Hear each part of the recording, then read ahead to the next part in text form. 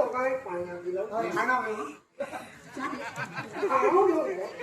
पाण्यात भरलो नाही गो ते बोलतो ना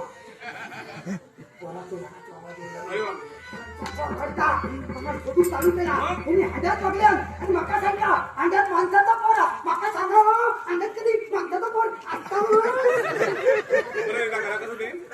अंड्यात कधी माणसाचा पोर असतं त्याची जास्त नको तू कान पडा काय सांगते पडतली नाही नाही त्याचा फेफडा तळावता फेफडा तळावला कधी फिरत असता मी बघलं तेव्हा माणसाचा पोर नाही कोणता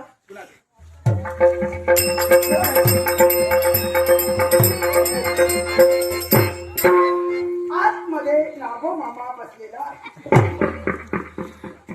आतमध्ये नागो मामा बसलेला मामा एक काम करा आतमध्ये तो बसलेला आहे ना त्याला हात घालायला बाहेर करा काय बोलला ऐकलं ते हात घाला आणि बाहेर काढा यायला हवं ना हात घाला आणि बाहेर काढा तुमच्या बापाची काय करता माझ्या कशाला बघा तुमचं काय ठेवू द्या तुम्ही कशाला वाईट करणार तुमचं काय घेऊन काढा आहे काय तुमच्याकडे सुपारी दिली तुमची सुपारी घेऊन करू काय मी हा फोडून काढा नको ना मला ठेवायला दादा आहेत का बघा आणि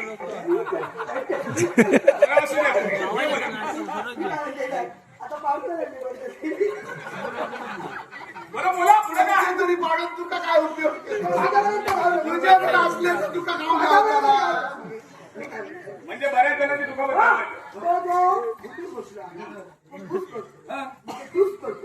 मग मी वर जातले मी वर गेले का माझा शेवता म्हणू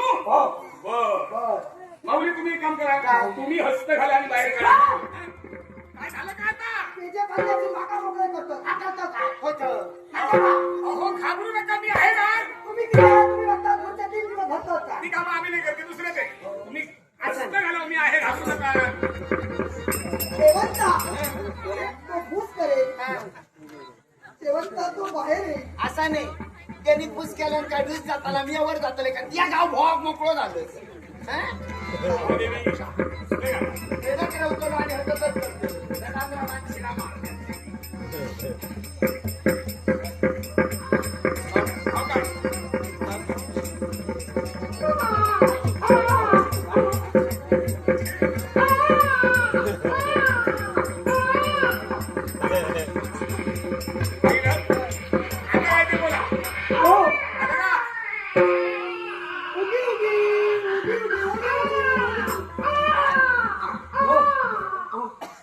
आणि माणसाचा पोर मी बघले का नागो बघा हे हात घातल्या माणसाचा पोर भात काढल्यान मी जरा वेगळं विचार करतो माका नेमकी शक्ती कळची मामा तुमचं काही चुकलेलं नाही म्हणजे नागो होतो तुम्ही म्हणता तेही खरंय कारण या हंड्याच्या ठाई नागराज सुद्धा होता या बालकाचं संरक्षण करत होता ज्यावेळी या माऊलीच्या हस्तामध्ये बालक गेलं ना त्याच वेळी तो अदृश्य झाला म्हणजे तुमचं म्हणणं असते मला एक सांगा एवढी वर्ष लग्नाला झाली उभं येताना काही संतान सुख नाही असं समजा ज्या भगवंताची ही धारदाणा करत होता त्या भगवंताचा हा प्रसादरूपी बालक त्यांनी तुम्हाला दिलेला आहे याचा सांभाळ करा लहानाचं मोठं करा आशीर्वाद बोला ना आमका क्वार्टर नाही देवान आमका क्वार्टर दिले पण त्याच्या पोटा पाण्याचा काय त्याच्या दुधाचा काय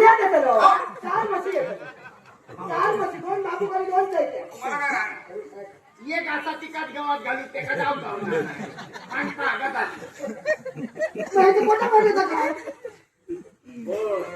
मामा कशाची काही आवश्यकता नाही कशाला उगाच खर्च वाढविता माझ्या आशीर्वाद करून तुम्हाला वात्सल्याचा पानामध्ये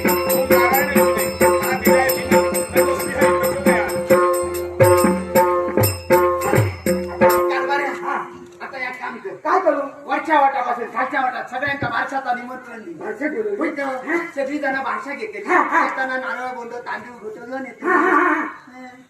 बारसं घेतलेलं नारळ गोंडे जमत केलं धामला गुडक्या आता नाही बारसा घेतली ती विचारताली काय आधी नाही नदी पण झाला कधी प्रश्न आहे की नाही मामा बरोबर आहे तुमचं मामा मला एक सांगा तुम्ही एवढे जर होता त्यांना पोचवलं आणि आला तिकडं उद्या घाबरू नका बरं तुम्ही एखादं नाव घ्या काळजी करू नका ध्यान लावेल आणि उच्च रस्त नाम सूचित करेल नारायण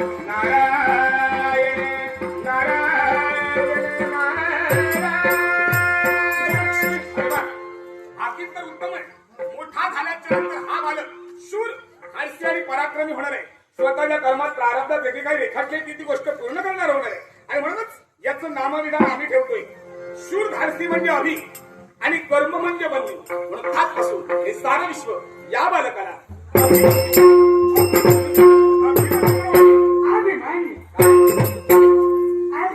मामा, तुम्ही मंदूक म्हणा. जिभे तर काय होतं यांच्या सगळीकडे खूप मोठा आरोग्य नाव ठेवला मी बाबला म्हणतोय. काही म्हणा पण म्हणे खरोखर ना तुमचे उपकार झाले हो. तुम्ही सद्भात्री ब्राह्मण असाल. मामा पोचा खावतोय सटपाटी मी ना पतिमाय परमेश्वर आहे. पत्नीसाठी दोन शब्द बोला ना. काय म्हणता? होय तर पुढे या. बिलकुल तर किती आहे? संधी दिलेली. हे मम प्रिय,